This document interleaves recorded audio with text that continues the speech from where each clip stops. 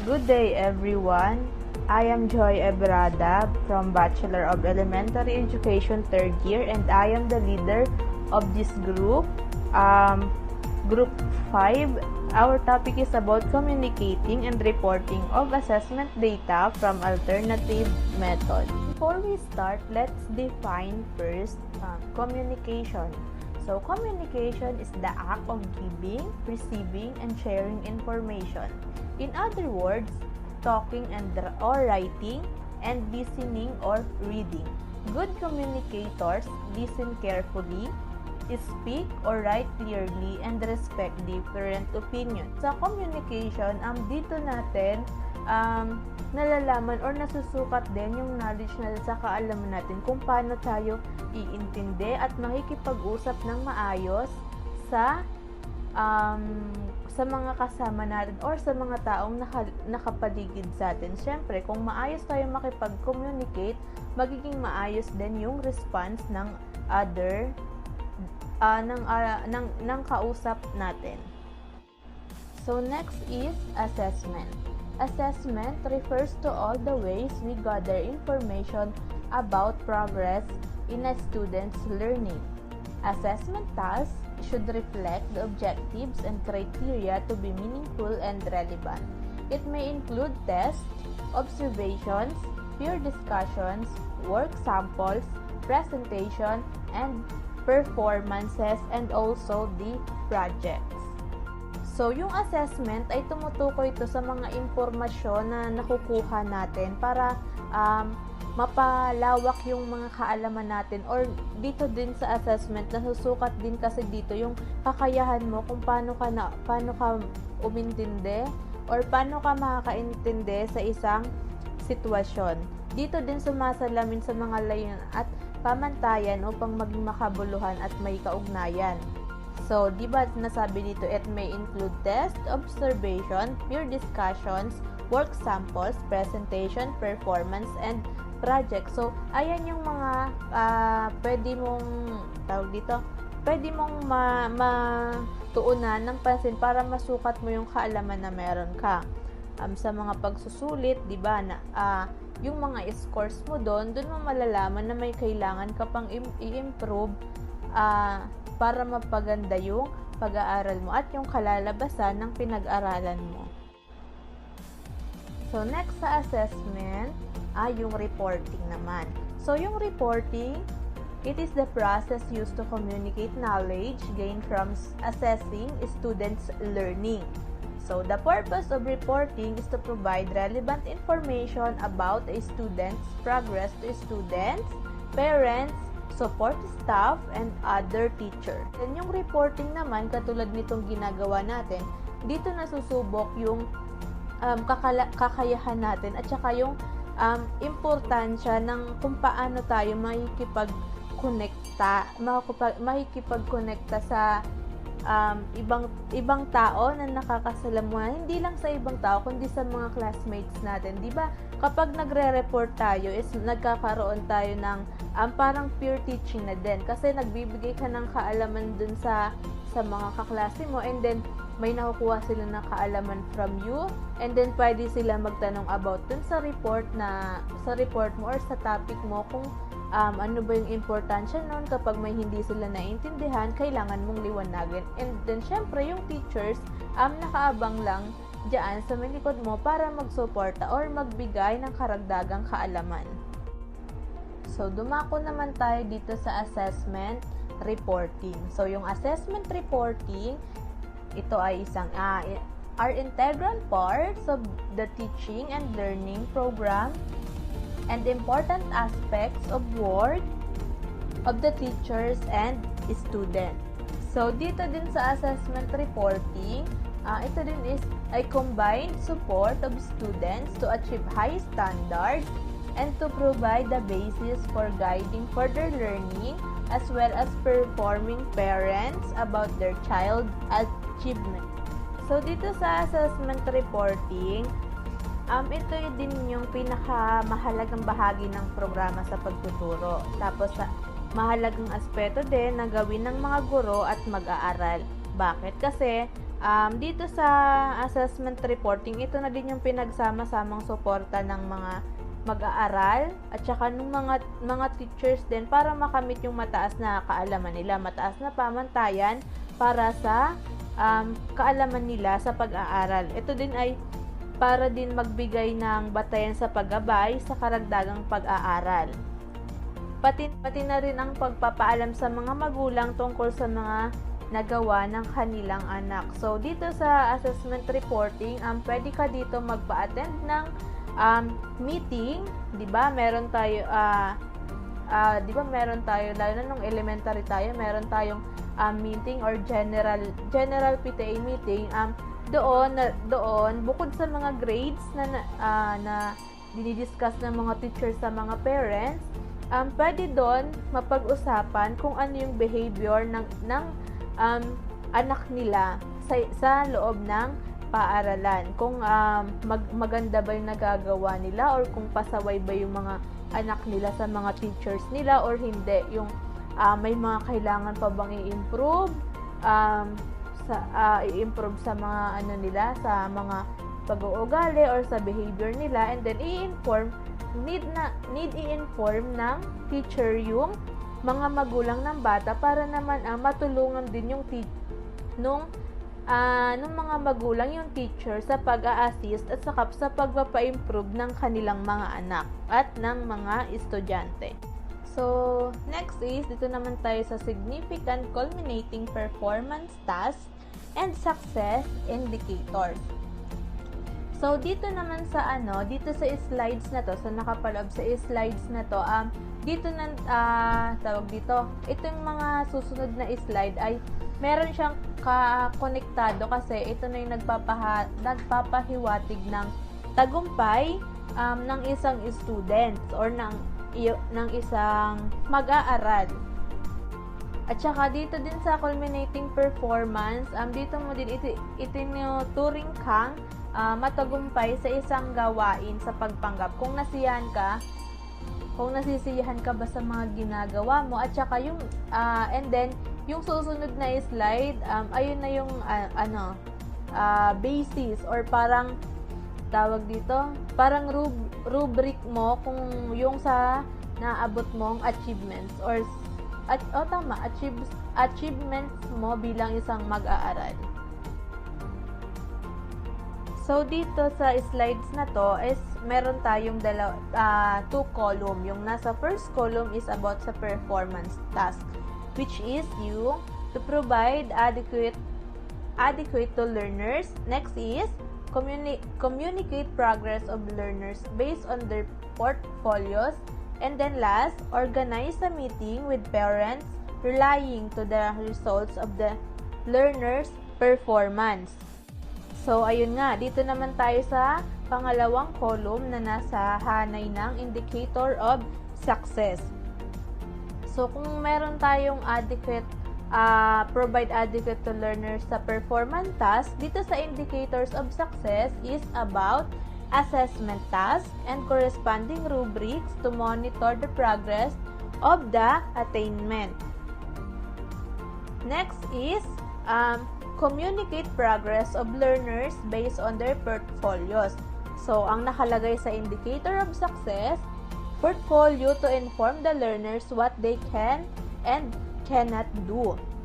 So, di ba kapag mayroon tayong portfolio, doon natin parang nilalagyan yung portfolio is parang ginagawa nating compilation ng mga gawa natin. Doon natin siya nilalagay or iniipon para sa susunod na kapag hinanap ng teachers yung portfolio na pinapagawa sa atin is mahahanap agad natin yung mga ginawa nating activities kasi nakaipon lang siya sa portfolio. So, nakalagay doon kung ano yung mga gagawin mo or yung mga kaya at hindi mo kayang gawin. So, sa last, meron pa tayong organize a meeting with parents relying the results of the learner's performance. And then, sa indicators of success, guidelines is communicating to parents. So, dito sa guidelines in communicating to parents, syempre, karapatan din ng mga magulang natin na malaman kung ano yung ginagawa natin. And then yung performance na mga ginagawa natin based on the task na ibinibigay sa atin ng mga professor natin or ng mga teachers natin. Good day everyone, I am Crisaldoline Lapus, a third-year college Bachelor Secondary Education major in English. So now I will be going to discuss to all of you what is feedback and learners improvement. So why feedback is a powerful means to learners improvement. So I have three considerations here: helps, allows, and provides. So let's begin with the first bullet. It helps the learners improve their academic performance. So by the means of feedback, it can improve a student's confidence, self-awareness, and enthusiasm for learning. So if they gain something good feedback from their test or project, the student will challenge themselves to do more into their next activity, and it can boost their self-confidence once they get a good feedback from their teacher. Okay, next, allows the learners to determine which part of their performance that needs improvement. So this is important because feedback are also tools for them to know what edges of performance that needs to give more effort or to pay more attention to that particular gap so that they can improve their work. Okay, next is provides a specific information to learners on what they need to do to revise rather their tasks in a better way. So feedback are a way to inform them in some area that needs to finalize, need to be correct, and also need to be revised or to paraphrase to make their work efficient and effective. Okay, next is the contents of feedback. So I have here the contents of feedback that we acknowledge if we are going to give feedback to our learners. So the part of the answer or response that need to be corrected. So like what I said a while ago, feedback is a way to inform them, to correct your student to the particular context or information that they work to. Okay, next is the specific strategy to be used to perform the task and the suggested procedure that need to be undertaken by the learner. So it's important that you give the procedure, you give the direction for your learners to have them the consideration what are the things that they have to do. Okay, a direction to the learner where to find the answer. Okay, next is a challenge to learners to think about the appropriate response and a clarification on some misconception of the learner. So feedback must be concrete and related to specific goal or specific topic of your learners. So it should also include clear expectation between that student and teacher for their performance. So it should be aligned to the particular project or activity. However, feedback should be delivered in a nice way where they can absorb and gain knowledge to their work in order not to have them a misconception regarding to the feedback.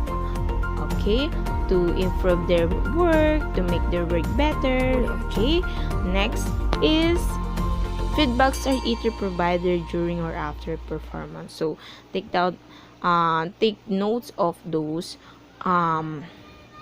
feedback that you can give to your learners. Okay, it's either during or after the performance. Okay, next, feedbacks during performance can be verbal or non-verbal. It categorized into verbal and non-verbal. So let's begin first with the verbal feedback. It can be written in a big signage visible to the learner. So sometimes your teacher provide their feedback or they provide their feedback during the performance. So sometimes they put it into a signage in order for them to see it, in order to make their performance good or to make their work good. Okay, it's important that they can cite your feedback. Okay, next is the teacher can also provide segments of feedback where the learner can pause when performing drama or role playing. So this is segment or pause during the performance are called the patalastas. Okay, so this is the patalastas during the performance where the teacher are confronted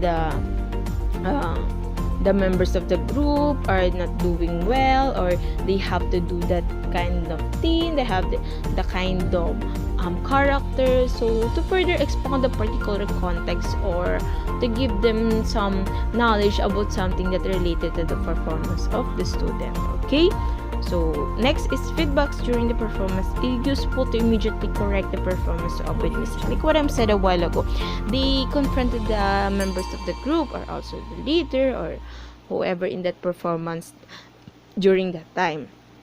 So this is the reason why their teacher pause or make patalastas during the performance, because they want to correct their student about certain things that may be too far or wrong to the given performance, so that the students or their classmate will clarify about the context or what is the context is all about.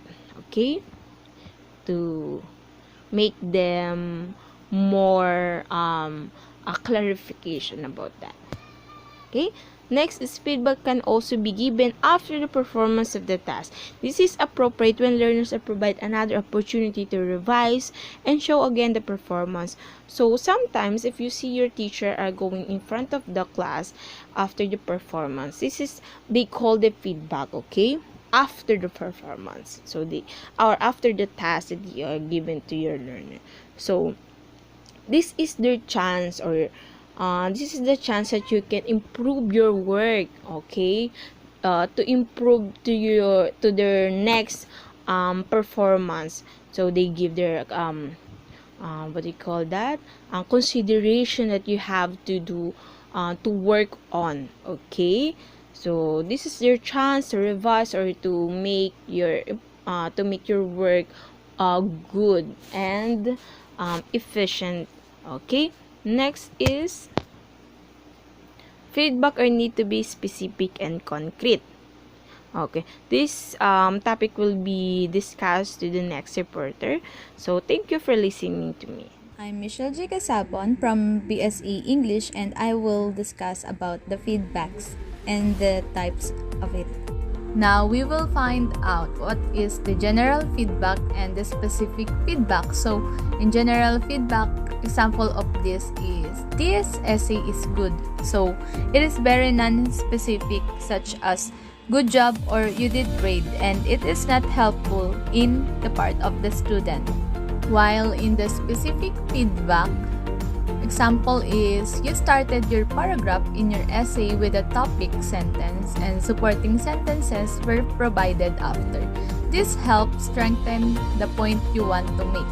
So in specific feedback, it is detailed on what student did well or not. Another example of general feedback is the painting needs improvement. So this example of broad feedback because it does not say what specific part needs to be improved. The other example of specific feedback is that perhaps you may want to use other colors in your painting so that we can distinguish the subject. So this feedback is specific in giving a recommendation on what can be done about the painting of the student. Feedbacks are need to be based on the agreed criteria because feedback will lead to an outstanding performance of the student. There are feedbacks that are not based on criteria, and example of these are there are several grammatical errors in the paper and the heading needs to be in the bold font. While on the feedback that are based on the criteria is check again the idea conveyed by the author in the journal because there are discrepancies. The other one is add more reference to support further your claim on the benefits of using organic fertilizer. Feedbacks should provide recommendations or suggestions on how to improve performance. It is also used as a guideline on what is the do's and don'ts on the given activities. In providing a feedback, there are a bad and a good. So the bad feedback, it demotivates and it focuses on the blame of the student. While on the good feedback, it encourages and focuses on the improvement. Hello everyone, I am Catherine Papango and I will tackle about feedback. What is feedback? Feedback is an information about reaction on a product, a person's performance of tasks, etc., which is used as a basis for improvement. Next one is, in classroom, feedback is given to the learner or teacher about the learner's performance tasks relative to learning targets or outcomes. Then last, aim towards improvement in students' learning. The next slide is purpose of feedback to learning's improvement. First one is feedback is an essential part of effective learning. Next, it helps students understand the subject being studied and gives them the clear guidance on how to improve their learning. Next is academic feedbacks are more strong and consistent related to achievement than other teaching behavior. The next slide is feedback can improve students' confidence, self-awareness, and enthusiasm for learning. Next one is effective feedback can aid the transition to higher education and may support students' retention. Then last is engaging students to feedbacks can enhance learning and improve assessment performances. This feedback can help students to gain their self-confidence and also they can know what to need to improve on their performance task. For example, a teacher do a performance task where the students need to present their activity in front of the class. Then the teacher will give his or her feedback on the activity that the students do. Then, if the feedback of a teacher gives them to improve more of their skills, the students will know how they will do a performance for the next activity. On the next slide, we have here different forms of feedback. There are three areas to focus. Number one is focus on the product or performance. Number two is focus on the procedure. The last one, number three, focus on the strategy to improve the work. The next slide is number one, focus on the product or performance. This kind of feedback describes how well the performance or product was done. Example is include a definition of terms based on the main author. Number 2, focus on the procedure. This kind of feedback focuses on the step-by-step process that needs to be done by the learner. Example, follow the guidelines stated in the workbook in conducting the experiment to get accurate results. Last one is focus on the strategy to improve the work. Strategies refers to the different cognitive and metacognitive actions that the learners needs to think about in order to arrive at a better work or performance. Example is giving the criteria on delivering a speech, which part did you achieve well, and provide evidence. Thank you for listening. I will give the next slide to the next reporter. Good day, everyone. My name is Lisa C. Umbay, a third-year college student taking a Bachelor of Science and Secondary Education major in Filipino. So for today, I will tackle about the use of portfolio in improving learnings. There are 3 key points on how to use portfolio to help the learners to improve. The first one is the role of the teacher is to communicate the progress of the learners based on the learning targets. So meaning to say, to improve the learnings of the students, teachers should be more open with their class regarding to their performances. The second one is the progress of the learners is better communicated if there is a good documentation of their formative assessment. Since the goal of a formative assessment is to monitor the learning of the students, it may also help them to identify their strengths and weaknesses and target areas that they need to work more. And the last one is, the work that the learners have produced can be collected and compiled in a portfolio. In this matter, students should be more aware of their shortcomings in their previous assessments and activities. Also, portfolio is a transparent proof when the student is complaining about the grades.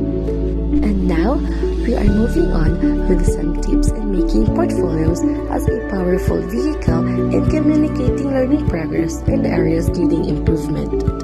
The first tip is schedule a time slot to set beside each child to show progress in learning. As an educator, we should treat students as one, meaning to say, let's give them a time to show their progress as individuals. Besides, it is our duty to let them know whether they are doing fine or not. The second tip is let the learners reflect on each entry in the portfolio. From the word itself, reflect, it is the right of the students to think about every entry of their portfolio. It is also their way to recheck the results from their activities and works. The third tip is let the learners report their observation on the transition of one work to another. We all know that the changes of one work to another has an impact to the students. Therefore, let's give them a chance to speak their observation that may help them in return. The fourth tip is let the learners to reflect on the other areas that need to be continued and improved for the succeeding work. As I mentioned earlier, the areas wherein the students can continuously improving as a learner. And the last tip is end the conversation with the learners with an encouragement and a belief that they can improve and are capable of mastering tasks. Acknowledgement and praises for the students is so much helpful, especially when we teachers are the one who encourage them A not to pleasant stop. day, everyone. I am Geraldine Benavides from Bachelor of Secondary Education, major in Filipino. I am the one who discussing this topic, organizing parents conference.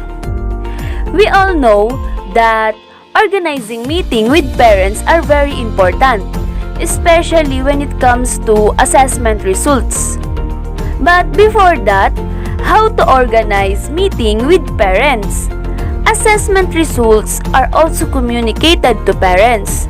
The parents are partners in the child's learning. Yes, in short, sila yung isa sa makakatulong sa atin para masugpuan yung mga problema ng mga bata sa eskwelahan. Information about the academic standing of their child should be communicated with them. Ayan, sila yung kailangan nating pagsabihan, lalong-lalo na kapag may problema sa marka o sa grado yung mga bata. Then, parents are needed to provide further support in their child's learning. So, kailangan natin sabihin sa kanila kasi sila yung makapagbibigay ng suporta sa mga bata. Especially, syempre, kapag may problema sila sa school o sa bahay, nadadala nila yan sa school. So, kapag may problema sila, na aapektuhan yung mga activity na ginagawa nila, kaya mas maano yung class standing nila. Kaya napaka-importante na sabihin natin bilang guro, na sabihin natin sa mga magulang kung ano yung problema ng mga anak nila sa eskwelahan. Dahil sa panahon ngayon na kapag may ganyang pangyayari tapos hindi natin nasabi sa mga magulang ng mga bata, tayo yung isa sa sisisihin, bakit ganito, bakit ganyan. Kaya mas mabuti na alam nila kung ano yung ginagawa ng mga bata sa eskwelahan. But the question is, how to organize meeting with parents? So, assessment results are communicated through the process of parent and teacher conference. Yes, pwede silang gumamit ng mga online or website na pwedeng makipag-meet sa mga parents. Like ngayong pandemic or new normal, we use Google Meets, Schoology or another LMS learning para ma-meet sila sa paraan na iyon. And the school usually sets schedule and guidelines for teachers to confer with parents. These guidelines are communicated during the parents' orientation at the beginning of the school years. Yes, we have a parents' orientation at the beginning of the school year. Diba, always naman natin to ginagawa. Kada magpapasukan, nagkakaroon muna ng parents' orientation na kung saan ay mas nalalaman ng mga magulang kung ano nga ba yung mga guidelines and rules and regulation ng eskwelahan regarding sa grades ng bata, regarding sa magiging magkakaroon ba ng mga problema, kung saan sila lalapit, at kung ano yung mga dapat nilang gawin when it comes may mga problema yung mga bata sa eskwelahan. Guidelines then can be followed in conducting parent and teacher conferences. The first one is send a letter inviting parents for a meeting, indicate availability for this meeting to happen. So dito, syempre, kinakailangan natin magbigay ng pahintulot sa mga magulang. Syempre, kailangan muna natin mag-send ng mga letter para sa mga magulang para malaman nila kung kailan ba ito gaganapin at magkaroon sila ng kahandaan sa pagkakaroon ng meeting nang hindi sila nabibigla. So, the second one, greet the parents in a positive tone, express how you care about their child, that is why you set a meeting with them. So, dito pa lang masasabi na natin na maiintindihan agad natin Kasi bilang educator or bilang guro, kailangan muna natin silang batiin. Kailangan muna natin sila ng positive vibes bago tayo dumaan sa mga agendas. Syempre, kailangan natin iparamdam sa kanila na kung gaano tayo nag-aalala sa mga anak nila. Kaya, maiintindihan nila kung bakit nga ba tayo nagpa-meeting. Syempre, dahil nagkakaroon tayo ng care sa mga anak nila, kung ano bang mga naging problema, kung may mga dapat bang ayusin. And the third one is let the parents talk, avoid interrupting them while they are saying their concerns. Ayan, magkaroon tayo ng respeto sa kanila kapag sila ay nagsasalita. Hindi yung magsasalita sila tapos i-interrupt mo sila. Mas maganda kung pakinggan natin kung ano yung mga concerns ng bawat isa para malaman natin kung paano natin mariresolve yung mga problema ng bawat isa. Then, when responding to parents' concerns, you may want to restate or clarify their ideas, reports, relevant incidents, or ask further questions. So, syempre, bago ka mag-proceed sa mga concerns nila, i-restate mo muna or sabihin mo ulit para mas maliwanag nang hindi tayo nagkakamali sa mga nais nilang ipahiwatig o mga concerns o hinaing nila.